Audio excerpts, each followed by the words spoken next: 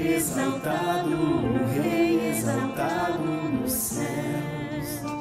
Eu louvarei, Ele exaltado, para sempre exaltado o seu nome. Louvarei.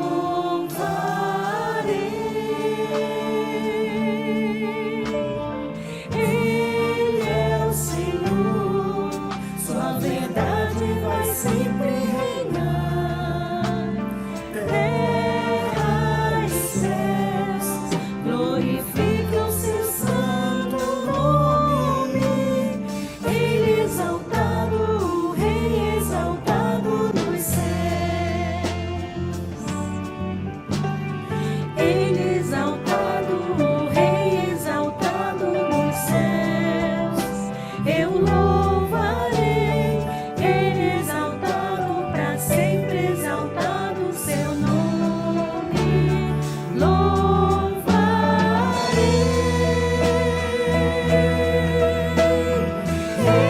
Ele é o Senhor, sua verdade vai sempre reinar. Terra e céus glorificam seu santo nome. Ele exaltado, o Rei exaltado dos céus. Ele é o Senhor, sua verdade vai sempre reinar.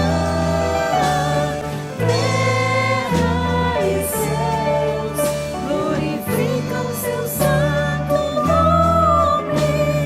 Ele exaltado, o Rei exaltado nos céus. Ele exaltado, o Rei exaltado nos céus. Ele exaltado, o Rei exaltado nos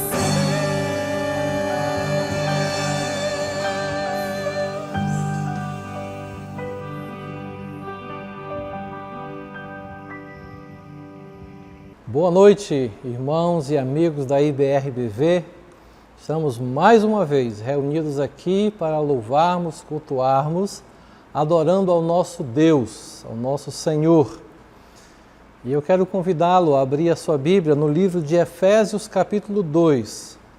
Vamos ler dois versículos bem conhecidos, com certeza pela maioria da igreja. Efésios capítulo 2, versículos 8 e 9. Efésios 2, 8 diz assim a palavra do Senhor: Porque pela graça sois salvos mediante a fé, e isso não vem de vós, é dom de Deus, não de obras, para que ninguém se glorie. Então esse versículo, que vem no seu contexto falando sobre salvação, o apóstolo Paulo aqui vem dizer para nós hoje que a nossa salvação é um presente dado por Deus.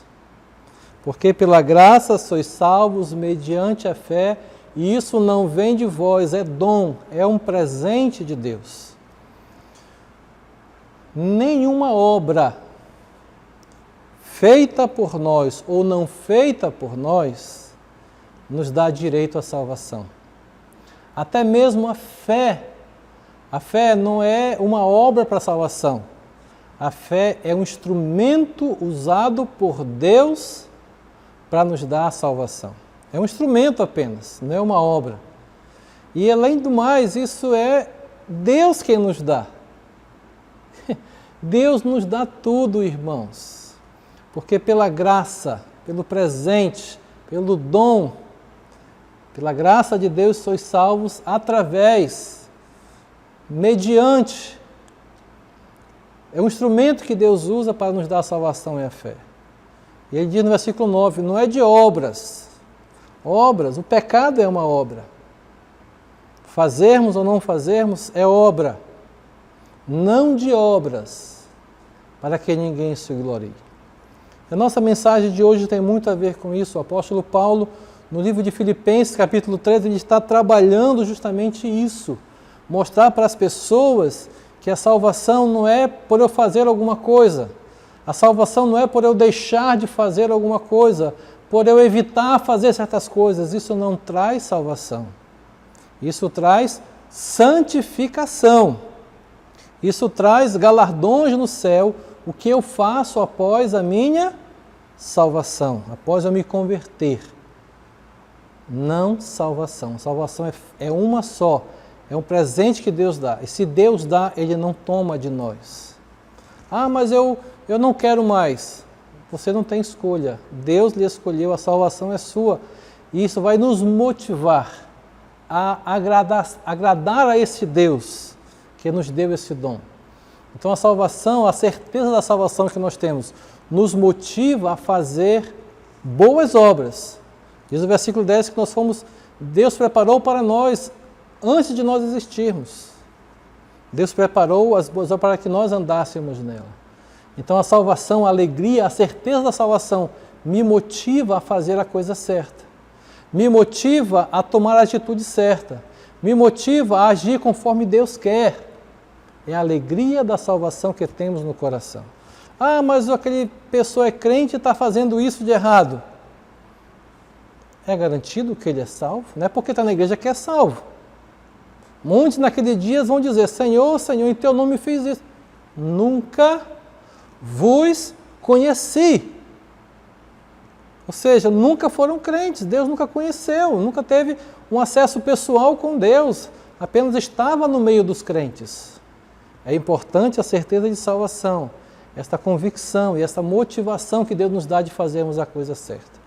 Então que Deus lhe abençoe nesta noite, que a alegria da salvação, a alegria de ter Jesus dentro de você, o Espírito Santo lhe orientando, essa alegria possa ser externada através das tuas boas obras, através da tua forma de agir para Deus, a tua forma de agir para com as pessoas, servindo a Deus e servindo pessoas a cada dia. Deus abençoe esta palavra no teu coração e que fique conosco, cultuando a Deus, louvando a este Deus tão bom, que nos dá este presente da salvação e nos traz a alegria de sermos salvos. Vamos orar. Graças te damos, Pai, pelo teu amor inefável sobre nós. Graças te damos por este amor que nós não temos como explicar, simplesmente agradecer pelo teu tão grande amor por nós. Abençoa nesta noite, receba os nossos louvores, ó Deus, e vem falar ao nosso coração, aos nossos corações, para que realmente sejamos a cada dia gratos ao Senhor pelo que o Senhor está fazendo e por tudo aquilo que a tua palavra promete que o Senhor irá fazer conosco e através de nós também. Ajuda-nos a ter esta consciência de filhos do Deus vivo, servirmos a um Deus vivo a cada dia. Obrigado pelo teu amor, Senhor. Oramos em nome de Jesus. Amém. Fique conosco, louve ao Senhor nesta noite. Hino número 402 do cantor cristão, Escrava Resgatada.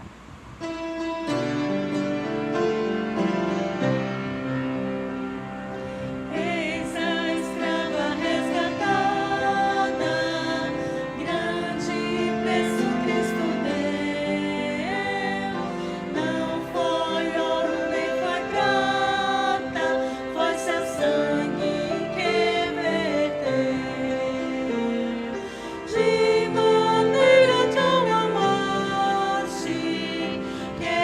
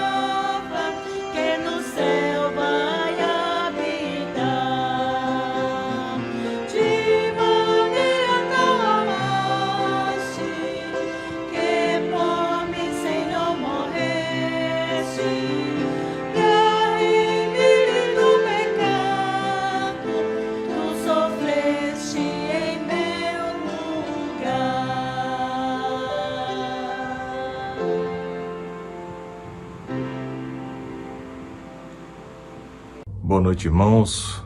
Vamos orar? Querido Deus e Santo Pai, queremos te agradecer por mais um dia que tu tens nos concedido, Pai, debaixo da tua graça, da tua proteção. Colocar diante de ti, Senhor, esse culto que está sendo prestado a ti, Deus. Pai, também queremos colocar diante do teu altar, Senhor, as pessoas enfermas, Pai, e principalmente essas da nossa igreja, Deus. Queremos colocar a vida do irmão Daniel Seabra, Deus, que foi hospitalizado hoje com os sintomas dessa Covid, Pai. Pai, esteja ali com ele, Deus, suprindo suas necessidades, tirando qualquer incômodo do seu corpo, Pai. Traz a cura, Pai, em nome de Jesus, Pai. Também lembramos aqui do irmão Sidney, da Lourdes, Pai, que estão em casa também, Senhor, com esses sintomas, Pai. Ó Deus, visita, Deus, não deixa, Senhor Jesus Cristo, que os corpos deles se entreguem, Pai, a essa enfermidade, Pai, mas que os corpos deles sejam fortalecidos, Deus. Pai, lembramos aqui da irmã Janice também, Senhor, a qual teve a perda do seu pai nessa semana, Deus, e ela também parece que está com sintomas, que você esteja, Senhor, curando ela, Senhor, dessa enfermidade também. Abençoa ela, a sua família, Deus. Deus, o pastor Josué também postou no grupo, Deus, que está com alguns sintomas de fraqueza, Deus, que essa doença não venha a atingir, Senhor, a ele ou a sua família, Pai. Também rogo pela minha mãe, a irmã Marinha, Deus, que tem estado ruim toda essa semana, Senhor, e hoje nós fomos até o hospital fazer alguns exames, e Pai, te rogo, Pai, em nome de Jesus, que o Senhor esteja, Pai, livrando ou curando, Senhor, mas fazendo a tua vontade, Deus. Obrigado, Senhor, pela nossa igreja. Obrigado porque aqui tu tens colocado a tua mão poderosa, Pai. Também lembramos do irmão Aldemir, Pai. Cura ele, restaura a sua saúde, abençoa a sua família, Deus. Pai, tem tantas pessoas na nossa igreja passando por necessidade, passando, Senhor, por algum tipo de enfermidade, Pai. Visita a cada um, Deus. Derrama a tua bênção. Coloca teus anjos protetores, Pai. Pai, tira, Senhor Jesus Cristo, do meio da nossa nação essa praga que está assolando o mundo, Deus. Ó Pai, tu tens o poder, a ti toda a honra e toda a glória, Pai.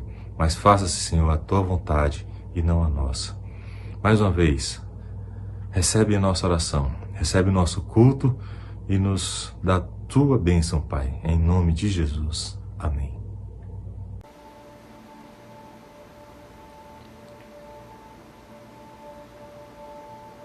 No início eras a palavra, com Deus o Altíssimo.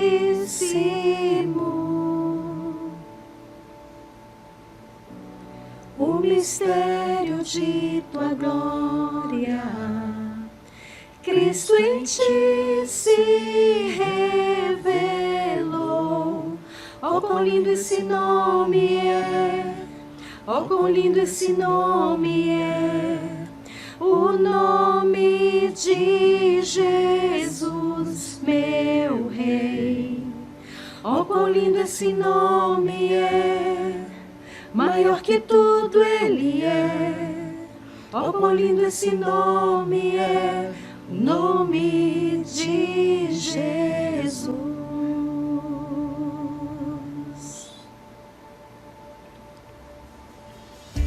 Deixou o céu para buscar-nos, veio para nos resgatar. Amor maior que o meu pecado, nada vai nos separar. Oh, quão maravilhoso é! Oh, quão maravilhoso é o nome de Jesus, meu Rei. Oh, quão maravilhoso é, maior que tudo ele é. Oh, quão maravilhoso é o nome de Jesus. Oh, quão maravilhoso é o nome de Jesus.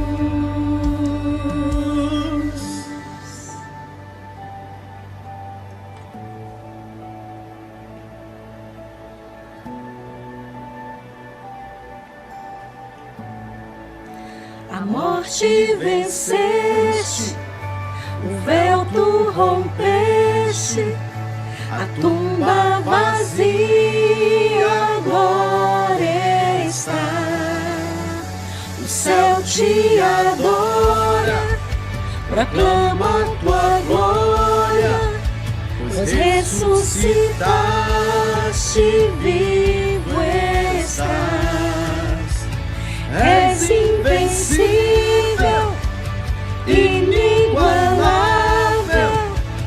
hoje pra sempre reinarás. Teu é o reino, tu é a glória, acima de todo nome está. Poderoso esse nome é, poderoso esse nome é, o nome de Jesus, meu Rei. Poderoso esse nome é, mais forte que tudo é. Poderoso esse nome é, o nome de Jesus. És invencível, inigualável, hoje pra sempre reinarás. Teu é o reino, tu é a glória, acima de todo nome estás. Poderoso esse nome é, poderoso esse nome é, o nome de Jesus, meu Rei. Poderoso esse nome é, mais forte que tudo é. Poderoso esse nome é, o nome de Jesus. Poderoso esse nome é, o nome de Jesus. Poderoso esse nome é, o nome de Jesus.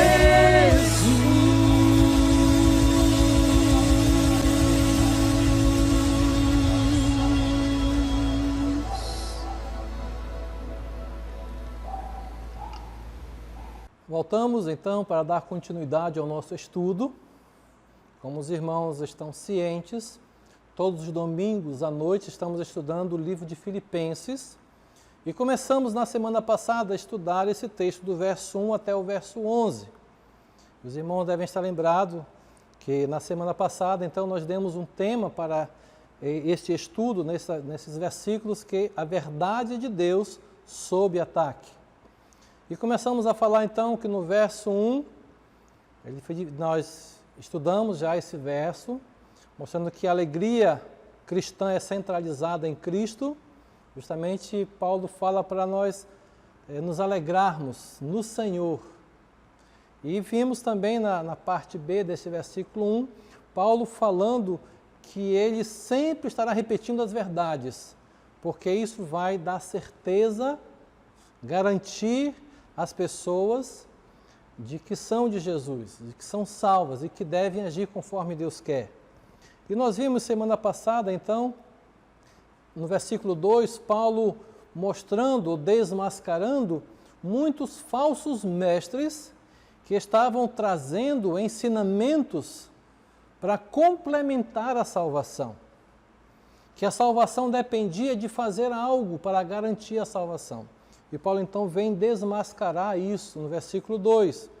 Nós vimos que Paulo então diz que a necessidade de nos acautelarmos, trazer uma certa cautela, estarmos atentos aos falsos mestres que se introduzem nas igrejas trazendo doutrinas que vão contra, vão de encontro àquilo que nós cremos que temos em nas declarações de fé das igrejas. Vimos também semana passada que Paulo, ele de alguma forma identificou quem eram os falsos mestres, ele até deu 3 nomes, né? Eram cães, falsos mestres e também pessoas que reivindicavam para si a circuncisão. Vimos também Paulo fazer a descrição desses três, como já falamos, né? Eram os cães, falsos mestres e também que exigiam para si a circuncisão. E também semana passada ainda nós vimos que a circuncisão realmente ela foi instituída por Deus como um símbolo do pacto com Abraão.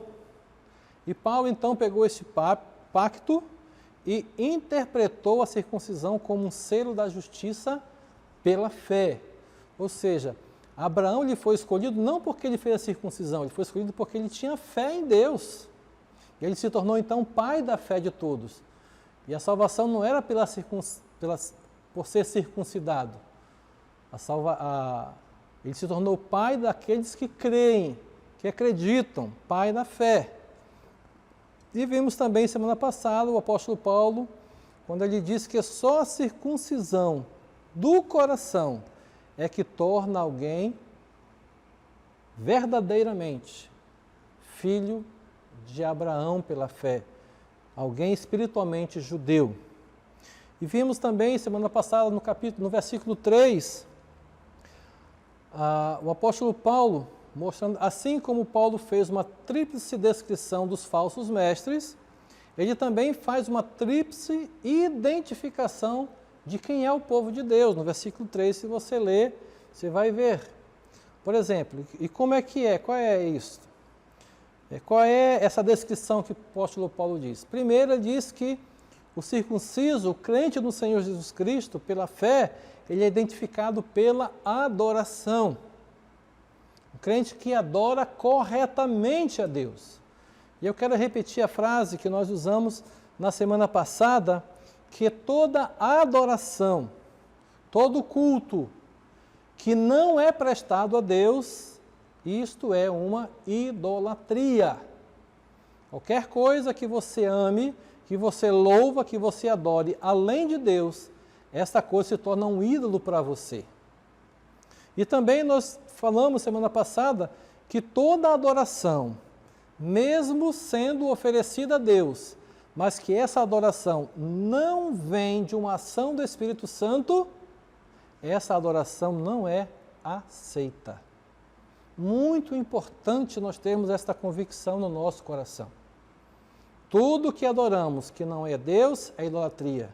E toda vez que adoramos a Deus, que essa adoração não é motivada, não é oferecida como ação do Espírito Santo, essa adoração não é aceita. E vimos também que o apóstolo Paulo, então, uma segunda descrição de quem é o povo de Deus, ele é identificado pela centralidade da sua vida em Cristo. O centro da sua vida é a pessoa e obra de Jesus Cristo. O seu maior prazer, a sua maior alegria é o senhorio de Cristo. A nossa adoração ela é cristocêntrica, dentro da pessoa e obra de Cristo. E nós então concluímos na semana passada que o povo de Deus ele é identificado pela sua decisão de não confiar na carne. Os irmãos devem estar lembrados que a carne, aqui o sentido é a sua ação pessoal.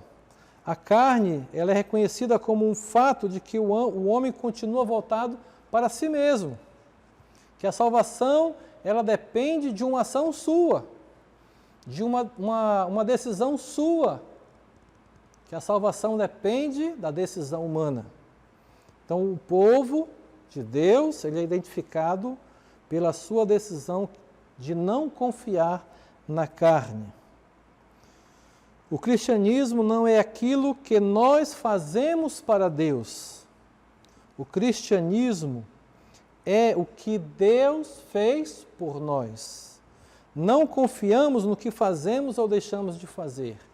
A nossa salvação, ela é confiada no que Deus fez por nós em Cristo Jesus.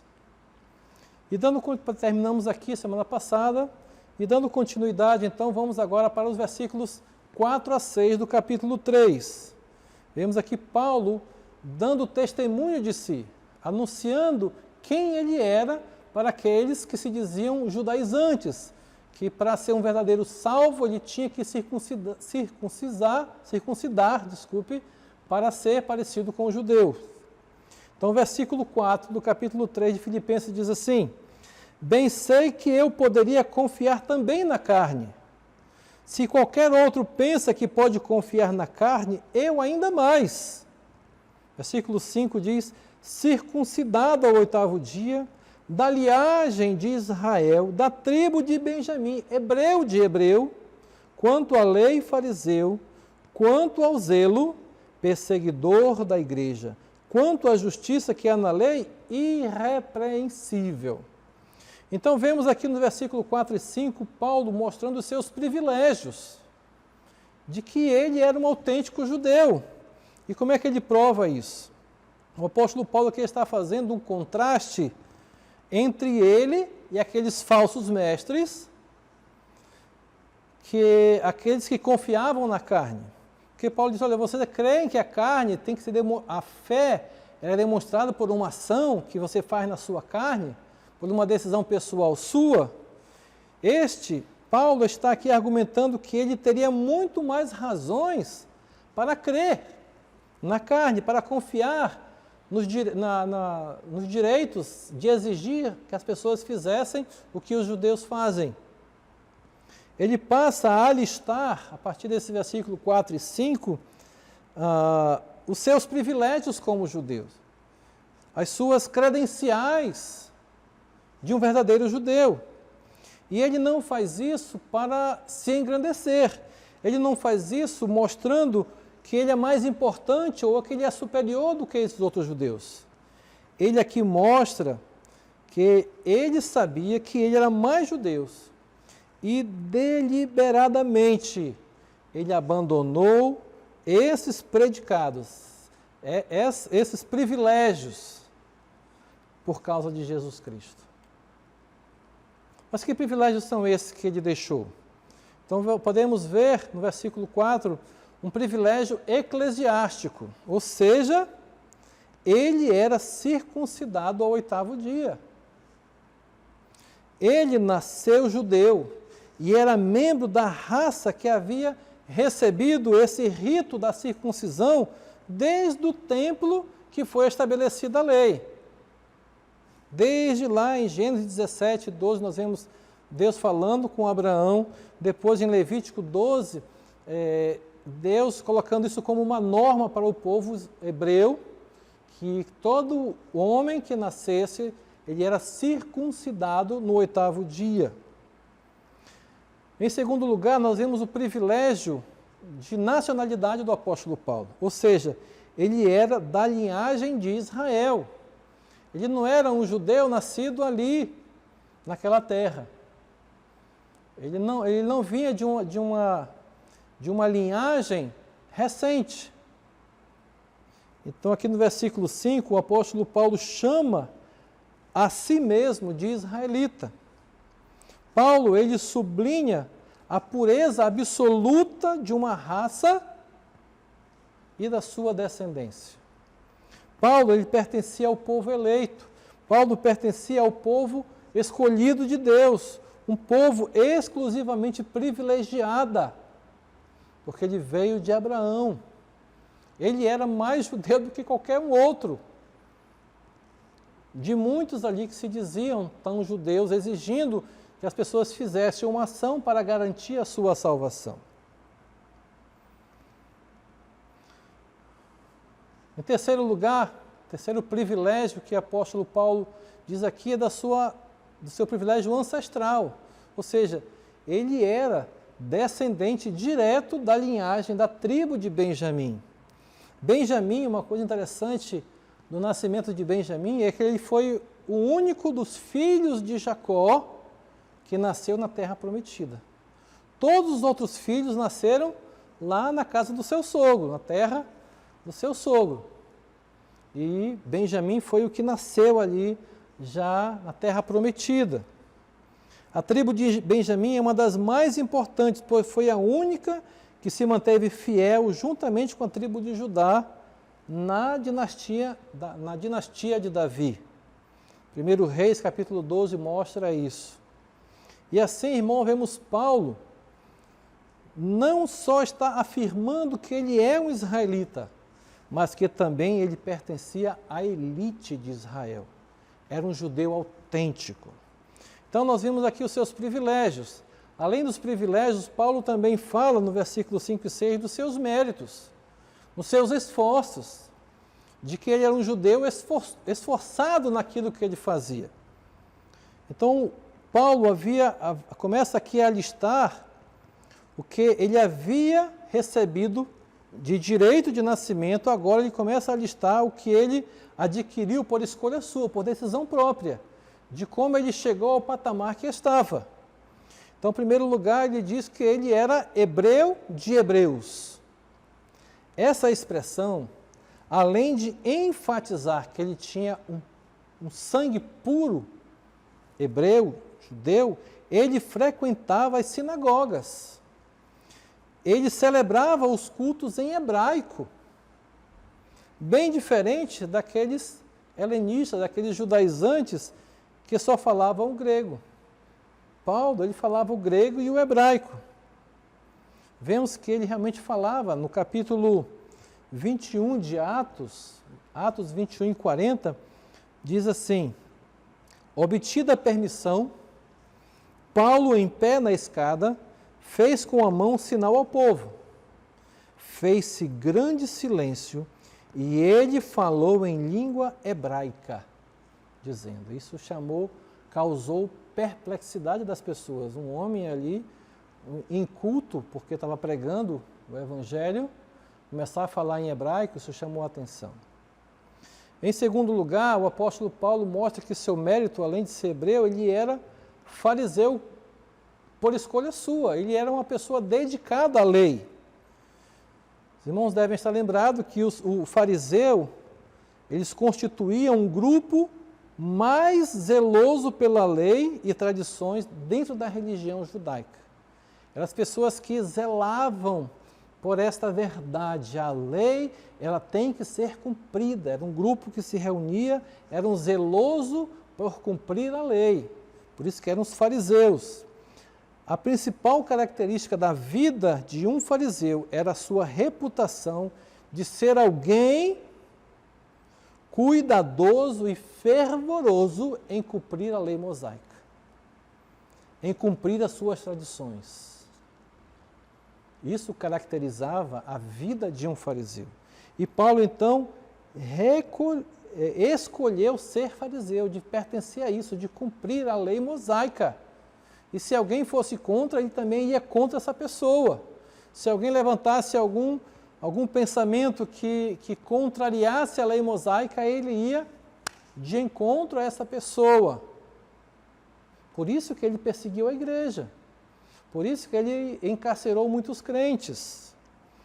Paulo, ele tornou-se extremamente zeloso nessa tradição de seus pais. E como fariseu, Paulo pertenceu ao segmento mais severo da religião judaica, mais extremista. Então ele era fariseu quanto à lei, que buscava realmente cumprir aquilo que Moisés deixou escrito. Estava lá no Pentateuco, então era uma exigência a se fazer todos os dias. Um religioso fervoroso. Vemos em terceiro lugar que, quanto ao zelo, Paulo era um perseguidor da igreja, porque a igreja estava indo de encontro com a lei. Paulo era um judeu no seu sentido pleno, sua hereditariedade pela cultura e pela religião. Ele se levantou com todas as forças da sua alma para combater a igreja de Cristo. Ele perseguia. Para o judeu, a maior qualidade religiosa era o zelo em cumprir a lei. Então diz aí que, quanto ao zelo, ele era perseguidor da igreja. E em quarto lugar, no versículo 6, Paulo mostra que quanto à justiça que há na lei, ele era um cumpridor. Ele era irrepreensível, ninguém tinha do que acusá-lo. Essa irrepreensibilidade não era moral, era religiosa. Ele cumpria tudo que a lei determinava. O que ele afirma é que não existe nenhuma exigência da lei que ele não tenha cumprido. Por isso que ele dizia, quanto à justiça que há na lei, eu era irrepreensível. Vemos aqui, irmãos, que ele perseguia implacavelmente a igreja, porque ele era zeloso na sua fé. Ele era zeloso nas suas convicções. Era zeloso, mas apenas para as pessoas verem. Pensando que estava fazendo para Deus. Pensando que estavam fazendo, agradando a Deus com essa atitude. A partir do versículo 7 até o versículo 11, nós vemos aqui Paulo mostrando para nós a sublimidade do Evangelho. Versículo 7 ao 11 diz assim: mas o que para mim era lucro, viu que ele citou, era hebreu, que ele conservava a lei, que ele era zeloso na lei, que ele era irrepreensível na lei, no cumprimento dos seus deveres, tudo ele era Caxias, vamos dizer assim. E agora no versículo 7 o que ele diz? Mas o que para mim era lucro, o que eu pensava que era coisa certa, ele diz aí, isto considero perda, jogo fora por causa de Cristo. Sim, deveras considero tudo como perda por causa da sublimidade do conhecimento de Cristo Jesus, meu Senhor, por amor do qual perdi todas as coisas que considero e as considero como refúgio para ganhar a Cristo. E Cristo, a justiça que procede de Deus, baseada na fé. E ser achado nele, versículo 9, e ser achado nele, não tenho justiça própria que procede da lei, senão o que é mediante a fé em Cristo, a justiça que procede de Deus baseada na fé. Versículo 10, para o conhecer e o poder da sua ressurreição e a comunhão dos seus sofrimentos, conformando-me com ele na sua morte, para de modo algum, para de algum modo alcançar a ressurreição dentre os mortos. Então, nesses versículos 7 e 8, vemos Paulo mostrando o valor que o Evangelho tem, a transformação que ele faz nas pessoas, a mudança de mente, a mudança de perspectiva, a mudança de alvos na sua vida que o Evangelho deve fazer na vida de um convertido no Senhor Jesus Cristo. O apóstolo Paulo, contrastando a sua vida no judaísmo com a sua nova experiência com Cristo, ele considerou como perda. O que antes para ele era motivo de orgulho, era lucro. As pessoas o valorizavam pelo que ele tinha, pelo que ele era. E diz Paulo que isso aqui agora para mim é lixo, é jogado fora. Ele era um genuíno israelita, de nobre nascimento, ortodoxo na sua crença e escrupuloso na sua conduta, correto em tudo que ele fazia. Mas ele diz que tudo isso eu considero como nada. E Paulo, então, nesses versículos 7 e 8, ele nos traz 4 verdades que se destacam a respeito do Evangelho. Quais são essas 4 verdades? A primeira, a pessoa de Cristo é mais importante do que qualquer ritual religioso, de quaisquer rituais religiosos que possam haver. A pessoa de Cristo é mais importante do que fazer as coisas que a religião exige. Ah, não pode fazer isso, não pode fazer aquilo. Jesus Cristo é mais importante do que isso. Os judaizantes estavam se gloriando na carne e centralizando a confiança deles na salvação através de um rito físico. Eles se gloriavam, olha, eu tenho Jesus como meu Salvador, mas também eu sou circuncidado. Então eu estou realmente salvo, Você quer ser salvo? Então deve se circuncidar. É isso que eles ensinavam. Ele diz, olha, esses ritos religiosos, Jesus é mais importante do que isso. Mas tudo isso não tem nenhum valor para a salvação. Qualquer decisão que parte do coração do homem, qualquer decisão que parta do merecimento por querer receber algo pelo que fez ou deixou de fazer, isso não tem valor nenhum na salvação. Nós lemos no início deste culto que pela graça sois salvos mediante a fé. Mediante a fé. Mediante aceitar isso. A nossa confiança deve estar em Cristo e não nos rituais, nas obras, nas coisas para as pessoas verem. Em segundo lugar, o apóstolo Paulo então destaca que o conhecimento de Cristo ele não é apenas teórico, não é saber das coisas, não é conhecer certa doutrina. O conhecimento de Cristo ele é sobretudo um relacionamento íntimo e pessoal. Paulo considera seus privilégios e méritos na religião judaica como pura perda, em virtude do seu relacionamento pessoal com Cristo, o Senhor da sua vida. Certa vez, William Hendrickson falou, assim como o sol apaga a luz das estrelas, e assim como a presença de uma pérola de grande valor apaga o brilho das demais pérolas, assim também a comunhão com Cristo apaga. A comunhão com Cristo eclipsa o brilho das outras coisas. É algo que perde o valor. Quando eu estava estudando isso, eu lembrei da minha época, entrando entre 16 e 17 anos, naquela época nós tínhamos, para conseguir um emprego, um dos requisitos para se ter um emprego, ele tinha que ter o curso de datilografia. Vocês lembram? Os irmãos mais antigos vão lembrar. Hoje em dia, se perguntar de um adolescente o que é uma máquina de datilografar, ele vai lá no Google, é uma máquina de escrever. Então, na minha época, para enriquecer o currículo, em busca de um emprego, tinha que ter lá certificado de datilografia. Era um curso que você fazia de semanas, treinando ali 2 horas por dia para ter esse curso. E eu pergunto hoje, para que serve um curso de datilografia? Nem máquinas mais de datilografar existem, são pouquíssimas aí que existem sendo usadas.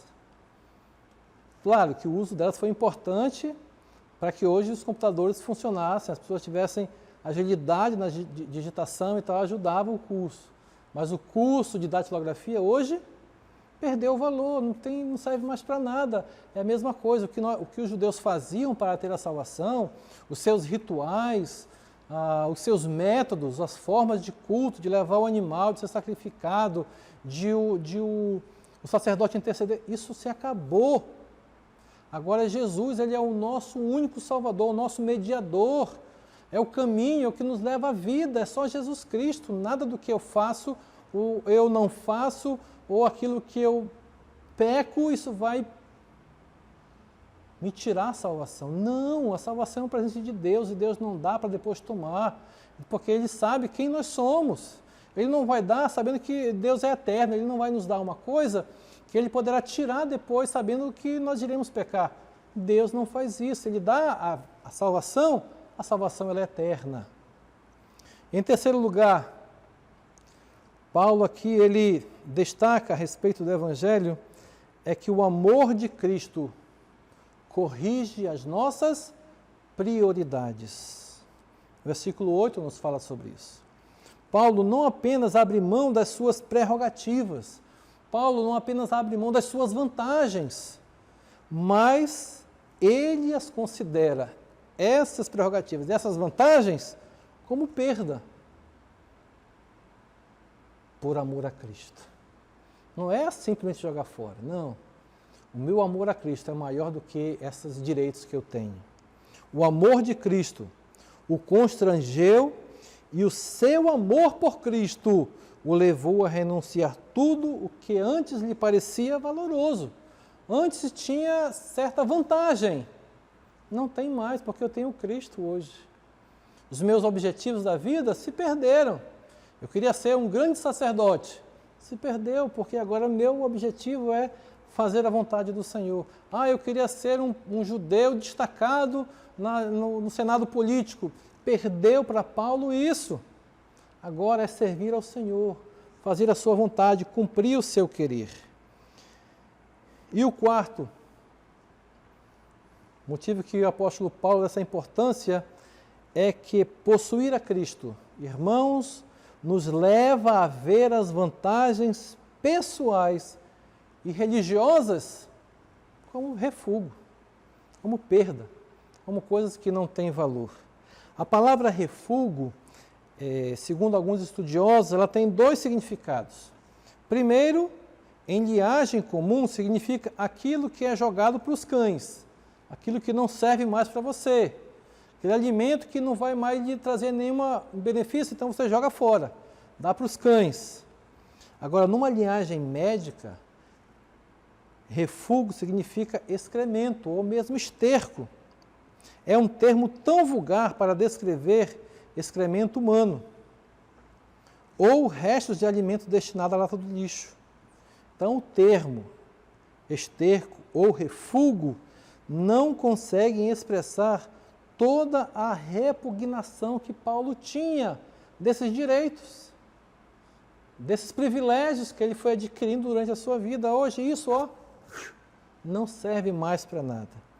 Assim também, meus irmãos e meus amigos, todos os privilégios cerimoniais, religiosos do passado são desdenhosamente jogados de lado, jogados no lixo, e que os judaizantes têm em alta conta aquilo que é importante para os judaizantes, aqueles que pregam que tem que fazer alguma coisa, garantir a sua vida religiosa, não pode fazer isso, não pode fazer aquilo, senão perde a salvação. Não se perde. O que pode se perder são você destruir a sua santificação, você entristecer o Espírito Santo, você perder privilégios, recompensas no céu. Isso sim. O pecado nos faz isso. Paulo diz, não entristeçais o Espírito, ou seja, não faça a coisa da sua carne. Não quer dizer que eu entristecer o Espírito Santo, eu perco minha salvação. Não. Porque até porque o Espírito Santo que me faz ver quando nós pecamos, ele nos faz ver o nosso erro e nos faz voltar. Nos faz confessar este pecado. O Espírito Santo em nós, irmãos, nos faz fazer a coisa certa. Nós não porque eu sou salvo, eu não posso fazer isso. Eu sou salvo porque eu não faço isso, não faço aquilo outro. Errado. Errado. Você é salvo unicamente pela graça de Deus. E por esta graça, pelo Espírito Santo que habita em você, lhe ajuda a não fazer isso, não fazer aquilo outro. E você não fazendo essas coisas, você está se santificando, não está melhorando a sua salvação. Você não se tornando mais perfeito, não. Você está crescendo espiritualmente. A alegria da salvação nos faz evitar de fazermos pecados que entristecem ao Senhor, que entristecem o Espírito Santo que habita em nós, porque nós temos essa garantia, essa certeza. O apóstolo Paulo considerava ser de nenhum proveito esses privilégios que ele tinha para a sua salvação. No versículo 9, o apóstolo Paulo então nos mostra o conteúdo do Evangelho. O conteúdo do Evangelho, irmãos, não é o que não é o que fazemos para Deus. O conteúdo do Evangelho é o que Deus fez por nós. Isso é o verdadeiro Evangelho. A palavra-chave aqui é justiça. A igreja do Senhor Jesus Cristo é um povo que foi justificado por Deus, por causa do sacrifício perfeito de Cristo na cruz. Então a justiça de Cristo, ela é colocada na nossa conta. Ela nos justifica diante de Deus. Antes nós éramos pecadores. O salário do pecado é a morte. Então Jesus veio e pagou essa morte. E o seu sacrifício agora é colocado em nossa conta. Essa justiça de Cristo é colocada em nossa conta e nós somos justificados. Então a salvação não é o que fazemos. A salvação é que Jesus, é o que Deus fez através de Jesus para nós. A segunda destaque que o apóstolo Paulo mostra para nós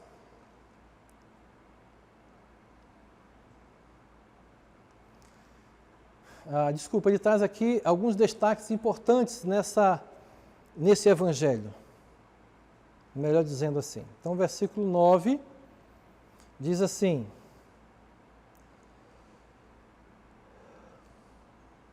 e ser achado nele, não tendo justiça própria, que procede da lei, senão a que é mediante a fé em Cristo, a justiça que procede de Deus baseada na fé.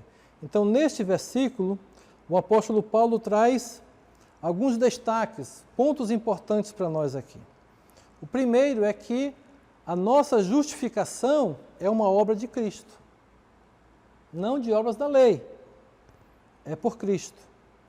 Todas as nossas justiças são como trapos de imundícia diante de Deus. Lá em Isaías 64 diz: tudo que fazemos de boas obras é como um pano velho, um pano sujo, um pano jogado fora, trapo de imundícia. Deus é justo, não pode contemplar o mal. Ele não inocenta o culpado. O salário do pecado é a morte. Então a Bíblia diz que todos nós pecamos. Não há justo nem sequer um. Mas Deus enviou seu Filho como substituto, como nosso fiador. Ele foi à cruz em meu lugar e em teu lugar também. Quando estávamos nos nossos pecados, presos aos nossos pecados, Jesus foi naquele madeiro. Ele pagou o salário, pregado naquela cruz. E naquela cruz Deus fez cair sobre ele toda a nossa iniquidade. Tudo foi jogado por isso. Por isso que nós lemos que Jesus se sentiu desamparado, porque naquele momento Deus não suportou olhar para Jesus, por causa do pecado que ele estava assumindo de todo mundo nele. Jesus disse: por que me desamparaste? Por causa do meu e do seu pecado. Jesus foi ferido, ele foi traspassado pelas nossas iniquidades. Antes de render seu espírito, Jesus bradou, lá em João fala isso: está consumado, está pago. Nossa dívida foi paga com aquela morte. A justiça perfeita de Cristo foi imputada em nós, ou seja, ela foi depositada na nossa conta. Por causa dos méritos do sacrifício de Cristo, Deus nos declarou justo, nós somos justificados, graças a Deus por isso, pela justiça de Cristo. Agora, meus irmãos, portanto, não há mais nenhuma condenação para aqueles que estão em Cristo Jesus. Essa é a justiça de Deus imputada em nós. Romanos 8:1 diz: agora, pois, já nenhuma condenação há para os que estão em Cristo Jesus. Ah, mas se eu me desviar, eu sair. Não. Não. Você não perde a sua salvação, porque o Espírito Santo nos incomoda. Agora, se você peca e não sente um remorso, você não se sente mal pelo pecado, então você precisa se converter. Você não tem o Espírito Santo dentro de você. Se você, ao pecar, ao fazer algo até involuntário, pecar contra o Senhor, pecar contra o próximo, isso não trazer o remorso a você, você tem um problema, você não é um convertido, você precisa se converter ao Senhor. Porque a Bíblia diz que o Espírito convence o nosso espírito de que somos filhos de Deus. Precisamos estar em comunhão com o Senhor. O segundo ponto importante que Paulo mostra nesses versículos é que a justificação é por meio de Cristo. Ele é uma obra de Deus e é por meio de Cristo. Versículo 9 fala sobre isso. Deus justifica todo aquele que está em Cristo, sem justiça própria, que procede da lei. Então, se estamos procurando cumprir a lei para fazer a vontade de Deus, para estar em comunhão com Deus, estamos fritos. Porque não há nenhum justo, nenhum sequer.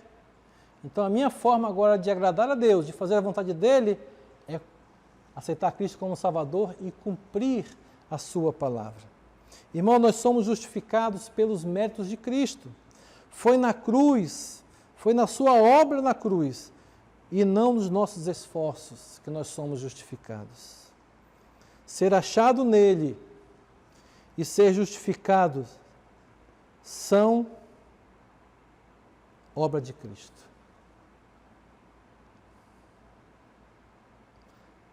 Há somente uma boa obra que pode nos tirar o pecado. Somente uma obra que pode levar o pecado para longe de nós. Somente uma boa obra que pode nos levar ao céu.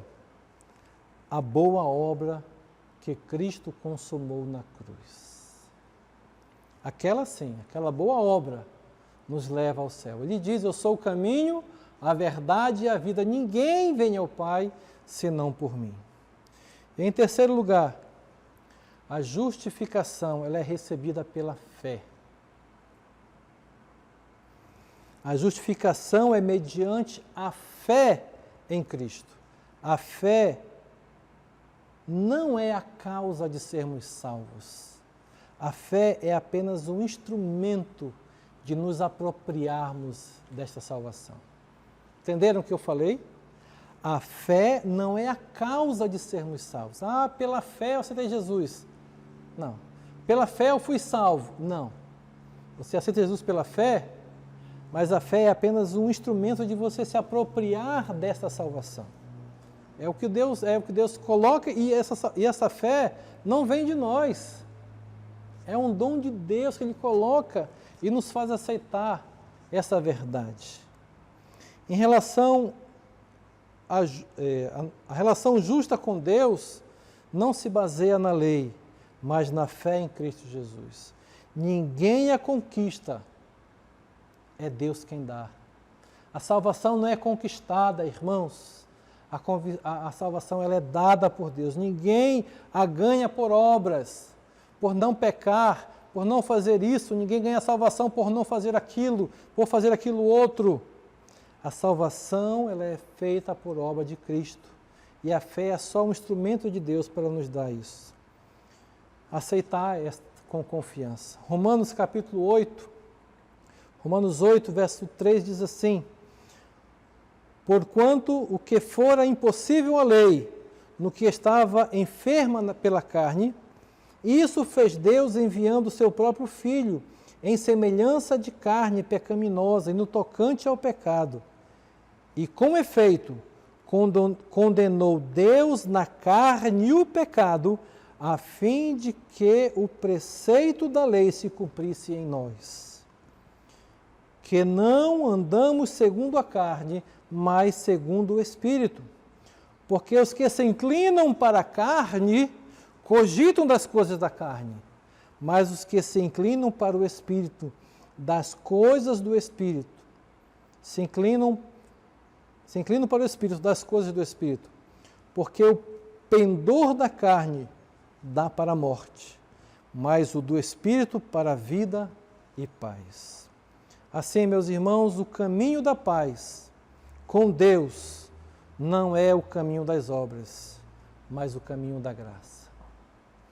E nos versículos finais, versículos 10 e 11, o apóstolo vem trazer, além do valor do Evangelho, além do conteúdo do Evangelho, nos versículos 10 e 11, o apóstolo Paulo vem nos mostrar a comunhão do Evangelho. Diz assim, versículo 10, para o conhecer e o poder da sua ressurreição e a comunhão dos seus sofrimentos, conformando-me com ele na sua morte, para, de algum modo, alcançar a ressurreição dentre os mortos. Irmãos, o Evangelho não é mais do que o Evangelho é mais do que um punhado de verdades ou dogmas. O Evangelho é mais do que saber doutrinas. O Evangelho, irmãos, é a pessoa de Jesus Cristo. Ser cristão não é apenas ter em mente as doutrinas básicas da igreja, do cristianismo. Ser cristão é ter um relacionamento íntimo com Deus. Claro, a doutrina, como nós estamos estudando nas quartas-feiras, ele vem dar sustentação à nossa crença. A doutrina nos faz entender melhor o que Jesus fez por nós, de como ele procede no nosso dia a dia. Isso são as doutrinas. É como um corpo, a doutrina são os ossos que mantêm esse corpo em pé, esse corpo firme. Mas a salvação não é doutrina, não é conhecimento, é um relacionamento íntimo com o Senhor Jesus Cristo. Irmãos, esse conhecimento não é apenas intelectual, mas, sobretudo, é uma experiência pessoal. O Evangelho é algo individual. Cada um tem que tomar a sua decisão. Jesus usa as igrejas, usa a pregação do Evangelho para alcançar pessoas individualmente. Pessoalmente, um relacionamento íntimo, individual. Então você, que não tem certeza da sua salvação, busque isso o quanto antes. Ter um relacionamento pessoal com o Senhor Jesus Cristo. Escute, o nosso relacionamento com Cristo tem pelo menos 3 implicações. Queremos terminar com isso aqui agora. Primeiro, relacionamento com Cristo implica na apropriação do poder da vida sobre a morte. Se o amor de Deus fica demonstrado de modo supremo, ele ficou bem aberto. O amor de Deus ficou demonstrado no supremo, na morte de Cristo. Vou refazer a frase aqui. Que o nosso relacionamento com Cristo implica na apropriação do poder da vida sobre a morte. Então, se o amor de Deus fica demonstrado, ele fica bem demonstrado no suprema morte de Cristo. Ou seja, a morte de Cristo é uma boa exemplificação do que o amor de Deus que tem para conosco. Isso podemos ver em Romanos capítulo 5, verso 8, que diz assim: mas Deus prova o seu amor para conosco pelo fato de ter Cristo morrido por nós, sendo nós ainda pecadores.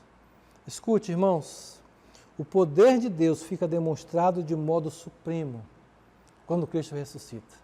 Não só na sua morte, não só no seu sacrifício, mas o poder se evidencia. O poder de Deus é evidenciado quando Jesus ressuscita, que ele vence a morte. Paulo diz que o mesmo poder que ressuscitou a Cristo dentre os mortos está também à nossa disposição. Não lidamos apenas com coisas gloriosas, com verdades do passado, verdades antigas. Nós aqui lidamos também com um poder sempre vivo, um poder dinâmico, um poder atual do Senhor. Assim como Cristo foi ressuscitado, é uma garantia que nós também iremos ressuscitar. A ressurreição de Cristo é a garantia de que esta vida que temos aqui, ela é digna de ser vivida e que a morte não é o nosso fim. Glórias a Deus por isso. A nossa morte não é o fim, a nossa morte física. E que um dia, baseado na ressurreição de Cristo, nós também iremos vencer a morte. Iremos ressuscitar 1 Tessalonicenses 4 deixa isso bem claro. Em segundo lugar, o nosso relacionamento com Cristo implica na capacitação de enfrentar o sofrimento e a morte.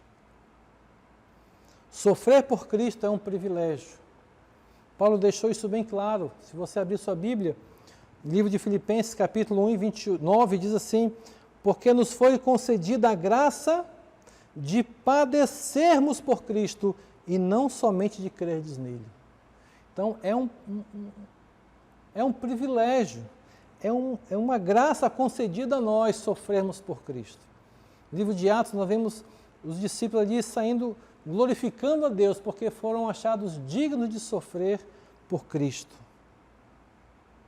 Paulo, na prisão, aguardando a sua sentença, lá em Roma, ele não era um masoquista que gostava de sofrer quando ele escreveu essa carta. Ao contrário, por causa da sua comunhão com Cristo, ele conhecia o poder da vida e também estava pronto a enfrentar o sofrimento da morte. Sofrer pela fé, irmãos, não é motivo de tristeza. Sofrer pela fé é motivo de gozo inefável. Atos capítulo 5 mostra lá os irmãos se alegrando porque foram achados dignos de sofrer pelo Evangelho. E em terceiro e último lugar, relacionamentos com Cristo implica na gloriosa expectativa da vida futura. Essa palavra de Paulo não deve ser vista como uma dúvida ou uma tímida esperança. A nossa esperança se baseia na ressurreição de Cristo. É uma convicção.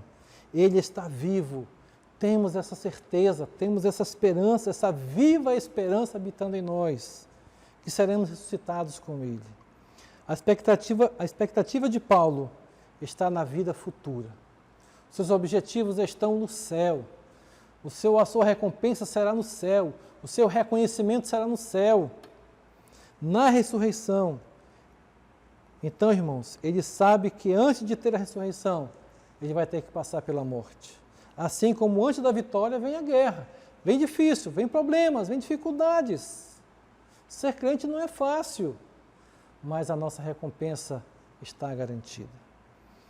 E para concluirmos, irmãos, o que nós estudamos nesses 11 capítulos, tentando resumir aqui de um modo bem direto para os irmãos. Primeiro, conhecer a Cristo é a nossa maior alegria.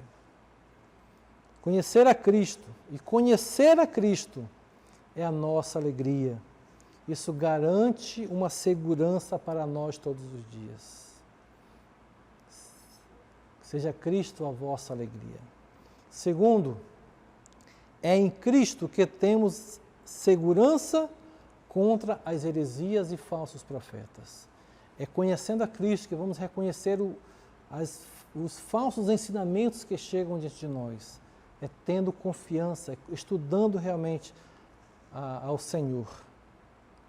Terceiro, é em Cristo que teremos segurança para sermos do Senhor e de sermos identificados como povo comprado por Ele e que tem suas marcas no coração. O Evangelho faz isso conosco. Nos dá essa convicção de sermos identificados com Ele. E por último, é em Cristo, meus irmãos, que teremos a segurança da nossa esperança. Com nossa certeza de uma ressurreição e de uma vida eterna com o Senhor. Que Deus possa aplicar essa convicção no teu coração, essa certeza de salvação, de batalhar, de defender a verdade do Evangelho, a convicção que a palavra de Deus nos ensina a cada dia, não deixar que ninguém nos traga algo que vai contra o que Deus quer de nós, o que Deus quer que nós vivamos a cada dia. Que o Senhor aplique a sua palavra nos nossos corações. Vamos orar. Graças te damos, Pai, pelo teu amor e direção. Graças te damos pela tua orientação nesta noite. Que realmente a tua palavra traga este ensinamento aos teus filhos. E que nós, como igreja, possamos viver esta verdade a cada dia, de Cristo é o nosso Senhor. Através dele temos a salvação. Não podemos e nem devemos fazer nada que dá garantia à nossa salvação, somente Jesus Cristo. E apenas temos que aceitar pela fé, como um instrumento de aceitação desta verdade de salvação. Abençoa a tua igreja, que esta semana seja uma semana abençoada na vida de cada um. Ó Deus, eu quero aqui abençoar a tua igreja com toda a sorte de bênçãos, ó Deus. Bênçãos físicas, bênçãos espirituais, bênçãos materiais, e que nesta semana seja uma semana abençoada a vida de cada um. A graça do nosso Senhor Jesus Cristo, o amor de Deus Pai e as consolações do Espírito Santo esteja com cada um de nós, agora e para todo sempre. Amém. Deus te abençoe e te dê uma semana diferente na graça do Senhor. Hino número 67 do cantor cristão, Cristo Exaltado.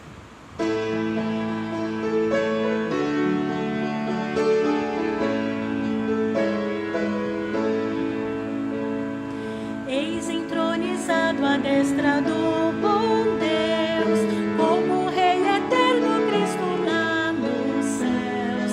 Ele é Rei da glória que a Satã venceu.